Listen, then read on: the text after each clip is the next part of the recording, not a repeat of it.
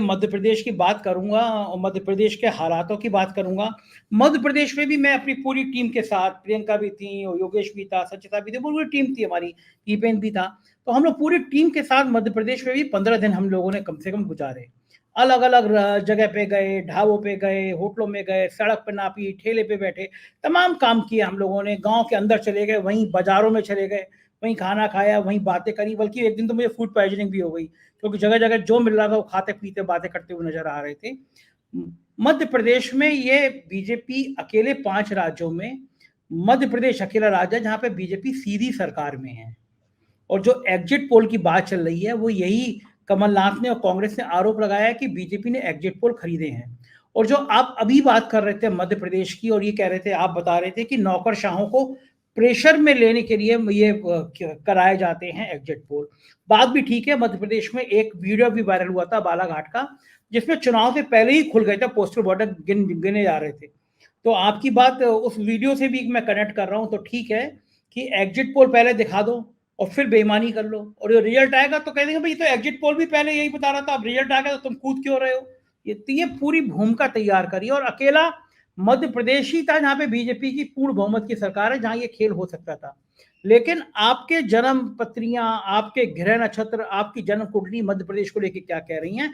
एक पार्टी ने, आज तक ने और एमआई एक्सेस ने तो 150 सीटें दे दी है, मतलब लहर, जबकि हमको तो कोई ऐसी लहर दिख नहीं रही थी। आपके जन्म पत्री में कोई राहु केतु की कोई ऐसी लहर दिख रही है जिसमें आंधी आ रही हो मध्य प्रदेश में बीजेपी की? वो ऐसा है ना कि आपके प्रोग्राम में भी दिखाया था और बाकी कई सारे चैनलों ने दिखाया, जो वो वीडियो लीक हो गई राजदीप सरदेसाई और राहुल कंवल के साथ।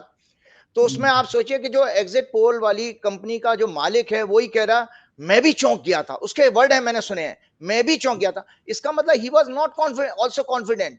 तो किसने उसको जो इनपुट दिया? उसके एम्प्लॉइज ने उसको डेटा दे दिया, उसने आके टीवी चैनल पर बोल दिया।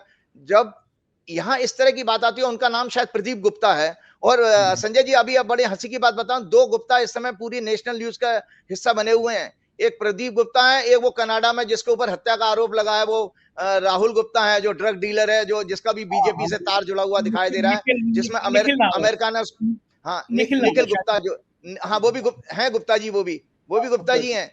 एक प्रदीप गुप्ता जी देश में है, एक विदेश में है गुप्ता जी।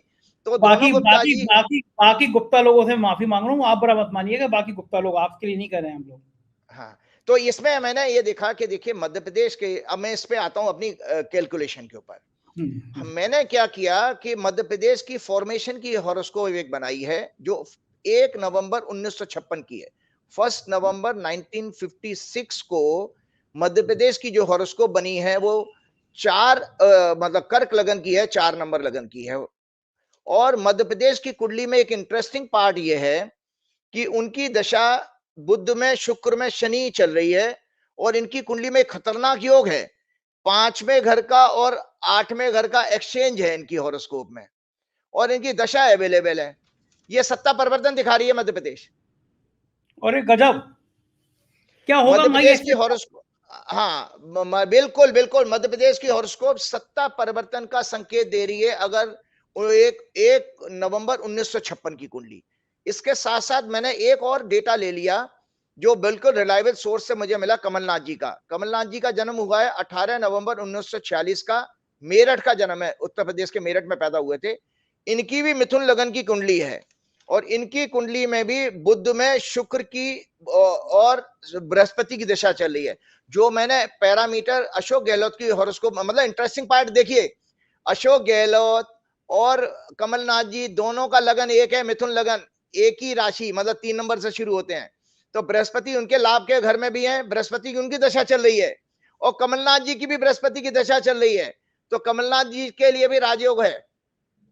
आप अपने दर्शकों को दिखाइए, ये कुंडली मैं आपको भेजूंगा कि कमलनाथ जी की कुंडली भी राजयोग की है। हालांकि देखिए वो बाद में उनका कार्यकाल पूरा ना कर पाए, कुछ सेहत के इश्यू जरूर उनके आएंगे आने वाले टाइम में, उम्र भी ज्यादा 77 साल की है।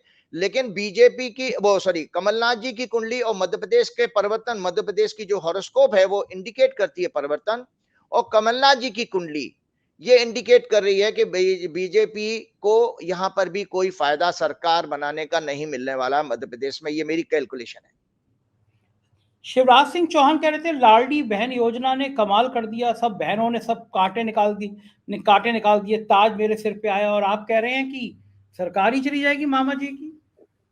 नहीं देखिए, लाडली एक एक योजना से आप जो है महिलाओं ने वोट तो किया है, लेकिन जो लोग आकलन नहीं कर पाए हैं, क्योंकि जो प्रदीप गुप्ता जी के साथ मैंने कुछ फोटो देखी, किसी ने शेयर की थी, वो अमित शाह वगैरह के साथ बैठे हुए हैं, तो उन्होंने, और जब भी आज तक के प्रोग्राम में वो कह रहे थे, पहले मध्य प्रदेश में, वो बीजेपी के प्रवक्ता की तरह बोल रहे थे, अभी जब मैं कल परसों जब बोल रहे थे कि पहले मध्य प्रदेश में सड़कें नहीं थी, महाराष्ट्र से घुसिए तो वहां पर आप चमकती हुई सड़कें हैं, तो मुझे लगा वो बीजेपी की मार्केटिंग कर रहे हैं, तो उनका थोड़ा व्यू वाइस मुझे दिखा।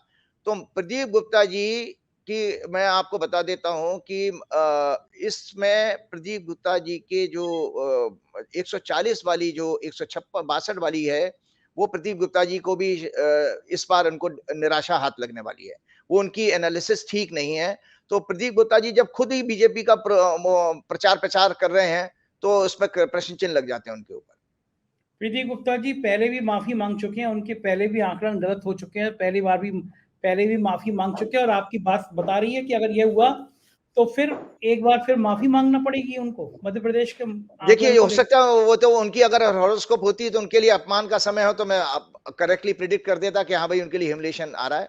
लेकिन मुझे तो तो फिर मैं अपने आप को रेस्ट्रिक्ट करता हूं मध्य प्रदेश की कुंडली पर और कमलनाथ जी की कुंडली पर। ये दोनों कुंडलियां भी एक कांग्रेस के लिए एक शुभ समाचार मध्य प्रदेश से लेकर के आ रही है। अब मुझे ये बताइए कि अगर मध्य प्रदेश में ये हाल हो जाएगा तो फिर मामा जी ने जो इतनी मेहनत करी है 5 साल, उस मेहनत का क्या होगा? मध्य प्रदेश तो बड़ी उम्मीद लेकर आया 2024 में क्योंकि 2019 में एक सीट छोड़ के मध्य प्रदेश में सब बीजेपी जीत गई थी लोकसभा के चुनाव।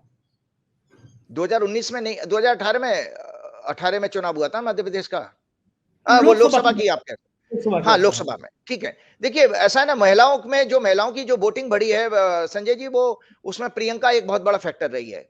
आप राजस्थान में जाइए या आप मध्य प्रदेश में जाइए, क्योंकि प्रियंका ने, मैंने जब जो जितने भी उनके 2-4 वीडियो सुनी थी, प्रियंका एकमात्र देश की लीडर थी जिसने महिलाओं की रसोई के ऊपर ही बात करी है।